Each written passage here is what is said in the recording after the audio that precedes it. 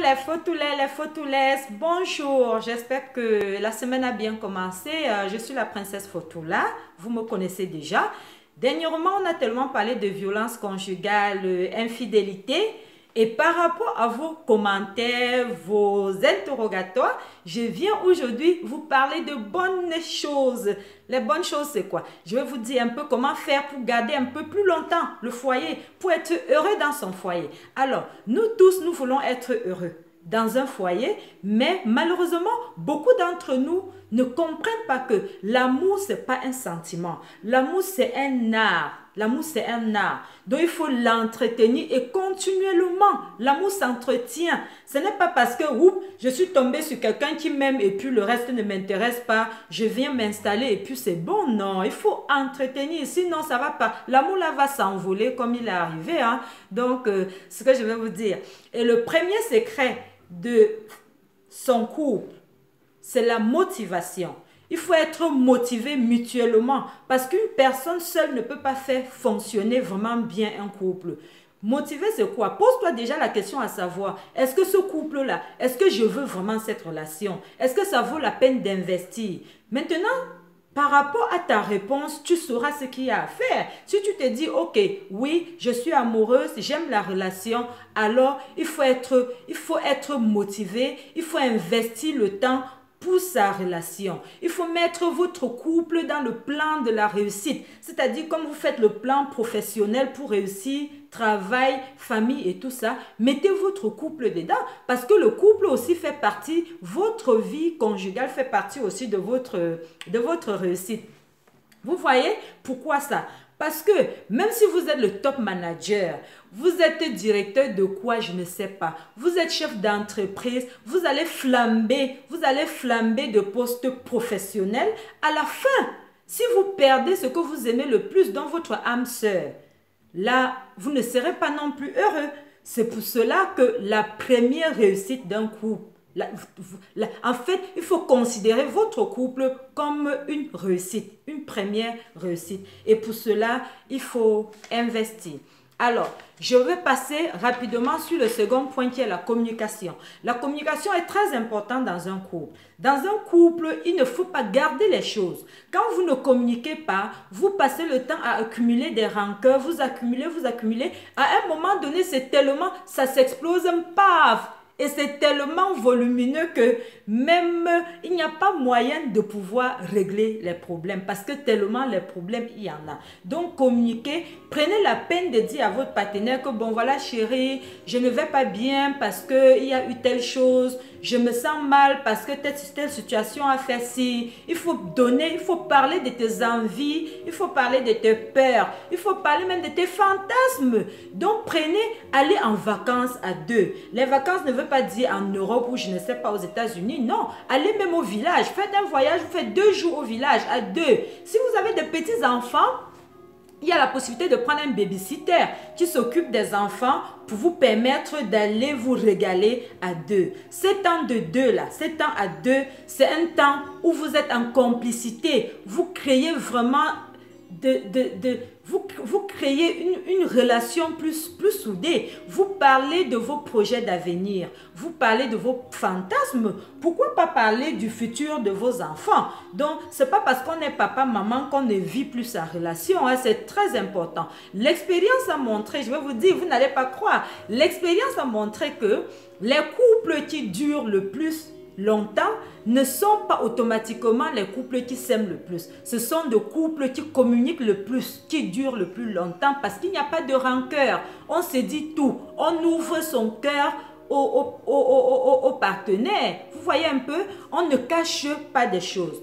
Alors, le troisième point, c'est faire de ton couple la priorité. Faire de ton couple la priorité, c'est quoi? À un moment donné, on a tendance à se concentrer sur la belle famille, sur sa propre famille, sur la vie professionnelle, peut-être sur les enfants même, qu'à un moment donné, nous oublions. On oublie qu'on est un couple et qu'il faut entretenir son couple, qu'il faut prendre du temps pour son couple. Donc, le couple aussi très important. Faites de votre couple la priorité de vos de vos histoires, de vos problèmes. Donc, ne négligez pas le couple. C'est vrai, ce n'est pas simple. Mais si vous avez des enfants, vous laissez un babysitter qui s'occupe des enfants. Et puis, vous allez prendre le temps de bien enjoy votre couple. Amenez même la femme ou bien amenez votre conjoint au restaurant. Ne serait-ce qu'une fois par mois, c'est très important. On ne parle pas de grands restaurants. Ça peut être un petit restaurant, même si ça coûte 500 le plat ou 1000 francs le plat, c'est déjà beaucoup. Le fait de savoir que vous êtes entre vous deux et discuter en intimité, c'est quelque chose de formidable. Donc, pensez à ça. Je passe sur le troisième point. Il faut être confiant. Il faut être confiant. Donc, faites-vous mutuellement confiance. Arrêtez d'être toujours en train d'accuser, de donner les défauts de l'autre. Vous voyez tellement le défaut du partenaire au point d'oublier tout ce qu'il a comme qualité. C'est pas bon. C'est pas bon. Apprenez à reconnaître ce que votre partenaire vous a fait du bien et remerciez. Remercier. Ne cherchez ça, les femmes sont championnes là-dessus. Les femmes sont toujours en train de dire, oh, tu as mal fait ci, tu as mal fait ça, tu as mal fait ça. Donc, enlevez ça de la tête. Acceptez votre conjoint comme lui, il vous accepte. C'est-à-dire, acceptez l'autre tel qu'il est. Parce que l'être idéal n'existe pas. L'être idéal n'existe pas. Et toujours pour les femmes. Arrêtez d'écouter les copines qui vont vous dire « Mon mari m'a offert ci, il m'a encore offert l'autre ça, il m'a offert la chaussure, ton mari ne t'offre rien. » N'oubliez pas, son mari va lui offrir le sac, les chaussures et tout et tout. Ce qui est sûr et très sûr, c'est que votre époux vous offre aussi des choses qu'elle n'en a pas chez elle. Et puis de deux, vous ne savez même pas d'où ça sort. Et de trois, votre couple, c'est votre couple. Votre couple, c'est votre foyer. Et votre foyer, c'est votre histoire. C'est vous qui vivez ce foyer-là. Ce n'est pas votre voisine. Donc, arrêtez de regarder, de vouloir être à la place de Madame X ou Madame Z. Non, vivez votre vie telle qu'elle est. Chaque personne a une histoire. Chaque personne a son histoire. Donc, c'est ce que j'avais à dire. Et aussi, il y a un autre problème. Arrêtez aussi de surinterpréter ce que le partenaire dit. Quand quelqu'un vous dit que c'est blanc, acceptez que c'est blanc. Ne dites pas que, oh, si tu as dit que c'est blanc, c'est sûr que non, c'est plutôt noir. Non, ça c'est des choses, c'est le petit poison qui gâche le foyer. Qui gâche le foyer. Et puis, troisièmement, il faut, si vous voulez vraiment aimer quelqu'un sincèrement, il faut commencer par vous aimer vous-même. Donc, essayez de travailler votre personnalité. Travaillez votre personnalité parce que si vous n'êtes pas, en fait, quand vous êtes psychologiquement et passionnellement bien dans la tête, là, franchement, vous êtes prête à tout donner pour aimer quelqu'un. Et en retour, la personne va vous aimer aussi. En retour, la personne va vous aimer aussi. Mais si vous êtes toujours en train de douter de vous et tout ça, ça ne va pas marcher. Car l'amour ne peut pas tout donner à quelqu'un. Oubliez ça. Vous qui pensez que parce qu'on a épousé un homme ou parce qu'on a épousé une femme, elle est venue nous rendre heureuses. Non. L'amour ne rend pas une personne heureuse. Avant d'aimer quelqu'un, il faut d'abord être heureux. Cette personne vient seulement cette personne entre dans ta vie comme un complément. Donc voilà, je prends un petit exemple. Excusez-moi, c'est drôle, mais je vais le dire. Dis-toi que tu as fait un bon plat de ndomba chez toi, un ndomba de poisson d'eau douce. Vraiment, si quelqu'un me donnait un plat. Tu as fait un bon plat de ndomba de poisson d'eau douce qui n'est pas pimenté. Tu n'as pas le piment pour pimenter. Oh, le ndomba est bien quand c'est pimenté. L'amour qui entre dans ta vie viendra pimenter ce plat-là. Vous comprenez un peu? C'est-à-dire qu'il vient pimenter. Je donne un autre exemple. Tu as un morceau de pain chargé avec du beurre. Tu n'as pas peut-être les possibilités d'y ajouter du chocolat. L'amour qui entre dans ta vie vient tartiner ton pain avec du chocolat. Donc, c'est un complément. L'amour, ça se supporte. Quelqu'un n'entre pas dans ta vie pour te donner le manque professionnel que tu as, par exemple. Un amour n'entre pas dans ta vie pour te donner le manque d'intelligence que tu as, par exemple. Il vient te supporter. On se supporte. il est un complément de ta vie. Donc, ne pensez plus que puisqu'on a un amour, il doit tout nous donner. C'est impossible. Et l'être idéal n'existe pas. Oubliez, ça n'existe pas. Alors, un autre point très important, c'est la sexualité. C'est un point fondamental dans tous les couples. Vous n'allez pas me dire le contraire. Et si vous me dites, si quelqu'un peut me prouver le contraire, que cette personne me prouve. Donc, dans la relation amoureuse, on doit entretenir sa libido.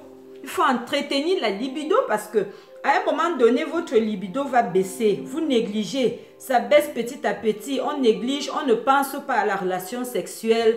On ne pense pas à ce que ce soit s'il faut se jeter en l'air. À un moment donné, l'envie part petit à petit. Et quand l'envie de la relation sexuelle est partie dans un couple, mon frère, ça veut dire que ton couple est en train d'entrer dans un tunnel tout noir. Donc, pensez à ça.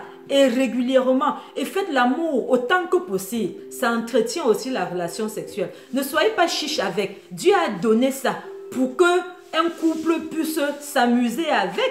C'est-à-dire que faites-vous de rapports sexuels autant que possible. Changez de position. Innovez votre vie sexuelle. Innovez, donc cherchez d'autres choses qui vont faire tic, qui vont mettre du piment, qui vont mettre une bombe dans votre relation. L'intimité ne se néglige pas. Quand vous négligez votre intimité au fil du temps, franchement, vous allez fondre dans un chagrin qui n'a pas de nom. Et là, franchement, faire un rattrapage sera difficile parce que pendant que vous êtes dans le chagrin, soit c'est la femme ou c'est l'homme qui va vouloir aller à côté récupérer ce qu'on ne lui donne pas dans le foyer. Vous comprenez un peu ce que je veux dire? Ne prenez pas mal. Hein? Je veux dire que quand vous avez besoin, il faut dire. Même si le mari n'est pas... Il faut pouvoir, la femme, il faut dire à ton mari que gars, j'ai besoin de toi, j'ai envie de toi ce soir. Et ça doit être régulièrement. Ça l'aide même à éviter certaines maladies. Les hommes comprennent de quoi je parle. Donc, tuer la relation sexuelle, n'est pas avoir de relation sexuelle, n'est pas entretenir sa libido, c'est un poison lent dans un couple. Alors, je crois qu'aujourd'hui, je vous ai assez raconté, mais j'ai la suite de la vidéo. La deuxième partie viendra en semaine, dans quelques jours. Je vais vous annoncer. J'espère que vous avez aimé. Si vous avez aimé ma vidéo, mettez-moi un like. Mettez-moi des commentaires. Si vous avez des critiques à faire, n'hésitez pas de le faire. Je suis là pour apprendre. Je ne suis pas pro, mais par rapport à mes connaissances, je partage avec vous ce que j'apprends aussi. Donc, si vous avez quelque chose à m'apprendre que je ne connais pas, n'hésitez pas de me mettre en commentaire. Et si vous voulez me suivre, allez sur YouTube, Princesse Fotoula. Vous cliquez sur ma page YouTube pour suivre toutes mes vidéos. Alors, je vous aime très bien, la Princesse Fotoula. Bonne fin de journée et bon début de semaine. Allez, bisous. Bye bye, la Princesse Fotoula. Bye bye, bye bye.